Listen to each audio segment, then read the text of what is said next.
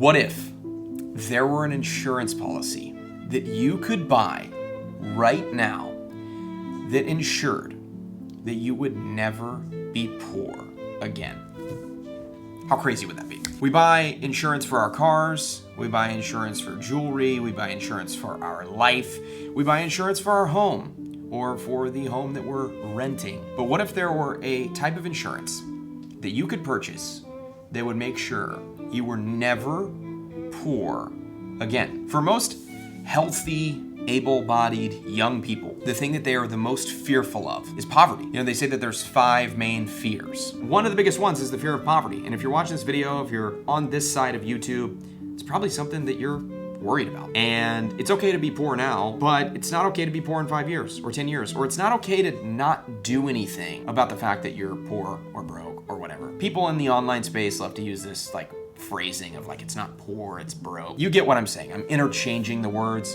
Poor, broke, I mean not doing well financially. If there were an insurance policy that you could go buy right now that was like anti-broke insurance, would you purchase? How much would you purchase? Would you purchase as much of it as you possibly could? I'm sure you would. What I'm gonna tell you is this is not a typical insurance policy. You can't just go on Progressive or on Geico, Liberty Mutual, or whatever the case may be, and purchase it, but you can obtain it. And in some ways, it can definitely be purchased through money and through time. And that insurance policy is skills. You see, here's the thing, right?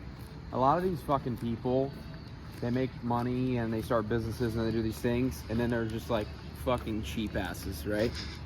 For us, we don't work 10 hours, 12 hours a day, 5 days a week to not enjoy the fruits of our labor. And Ollie can vouch for this. Ollie knows a lot of guys take videos and posture, and we spend some fucking money. 100%. Like, you can vouch. Yeah, no, definitely. And the thing that I would say is, you should.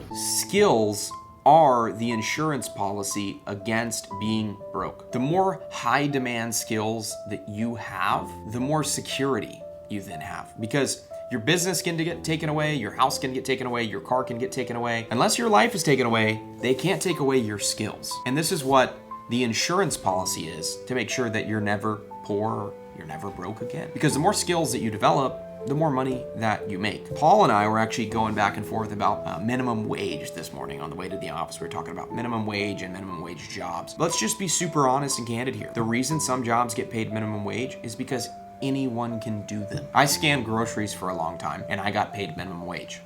Why? It's because anyone can scan groceries. If you have 2 arms, even if you have 1 arm, you can scan groceries. Beep, beep, beep. Put the groceries in the bag. Simple as that. That's not really a skill that you can monetize because literally anyone can do it. So many times over the course of history, jobs have been replaced or jobs have gotten taken away or they've been replaced by technology. Everybody's so nervous now about losing their job to AI. Well, if AI can replace you, you don't really have a skill all that valuable anyway. And this is why so many people that faced really bad, hard times, I mean, think about The Wolf of Wall Street. I'm sure most of you have seen the movie. He went broke, he went to jail, he had a really hard setback, he came right back. Successful now again at the time of filming this video. Donald Trump, $900 million in debt, was literally walking. A lot of people don't know this story about Trump. All they know is, you know, his presidency and stuff, but his life actually before presidency was super interesting as well. Walking down the street with one of his wives and he said, that homeless guy over there is $900 million richer than me, pointing at a homeless guy, you know, on the side of the road. And look, he had skills.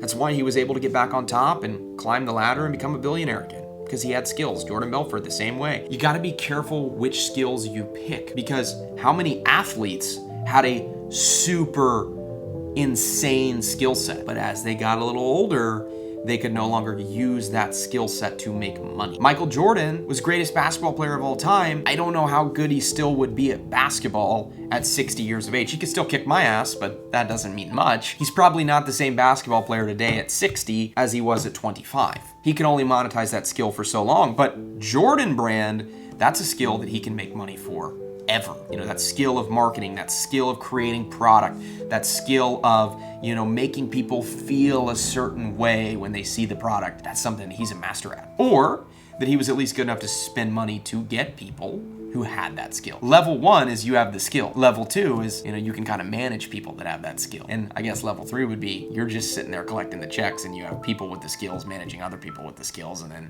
maybe you're Michael Jordan. So the way I would start to think about this is skills are the insurance policy against being broke. It sounds incredibly simple as a concept because it really is. If you have skills that you've created, you have the skill of selling, you have the skill of leadership, you have the skill of marketing, the skill of copywriting.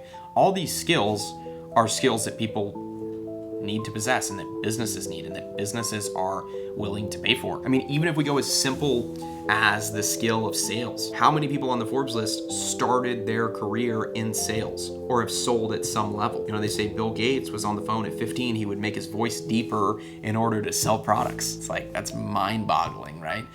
He was somebody that was selling even at a young age. Warren Buffett was the same way. I'm sure Mark Zuckerberg and all these other people sold. And that's how they were able to then build massive enterprises, because they had this skill of sales. So whether it's sales that you pick, whether it's marketing that you pick, whether you kind of learn all of them and become masters at all the skills, that's when you really become a serious expert. But look, how many successful entrepreneurs have you seen have a company, burn the company to the ground, go start up another one that's even better? It's because they built skills. And everyone always looks at the product, right? They look at the business that the person built, or they look at all the things that they've done, but they don't actually look at the person and the skills that they possess. Because I promise you right now, if you watching this video had the skill set of Jeff Bezos, you would be in the hundreds of millions, if not billions of dollars in net worth, because Jeff Bezos has skills that you don't have. And that's why a lot of times building a business can build you skills where even if that business doesn't hit it off and do incredibly well, you still have skill sets that you can roll into the next thing that you do. A lot of people in this online space aren't necessarily fans of college, because in college, what skills do you really learn? Maybe learn some basic math,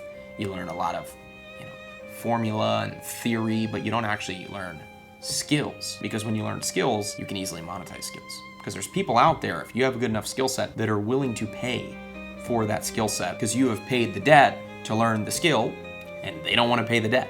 They just want to pay somebody with the skill. The more skills that you can develop, the more of an insurance policy you have against not being successful. And the more you can stack the skills, the better off you are. Like if you're good at sales, that's an in-demand skill. If you're good at sales and marketing, that's even more in demand. If you're good at sales, marketing, and leadership, that's like an 8-figure skill set. Many of the people that you admire, that you watch, and that you follow, that's really the 3 things that they're good at. And you're like, that's it?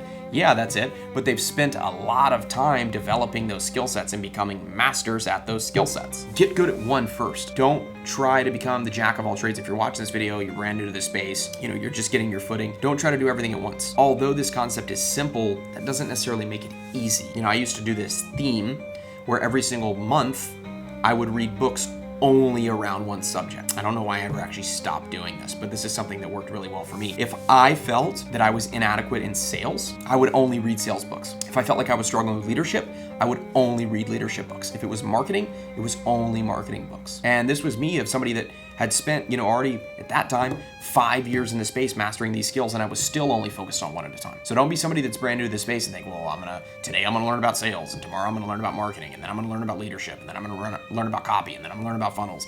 No, get good at one skill, because you may think of it like, oh, well, if I build all these skills, I'll be, better. But again, a lot of times a jack of all trades is a master of none. So when you get really good at one thing, then you just get paid more for that one thing. How many people out there right now are making $1 million plus per year, and they're just good at sales, and that's their skill? There's many, many people, many of which I've met, who are just good at one skill.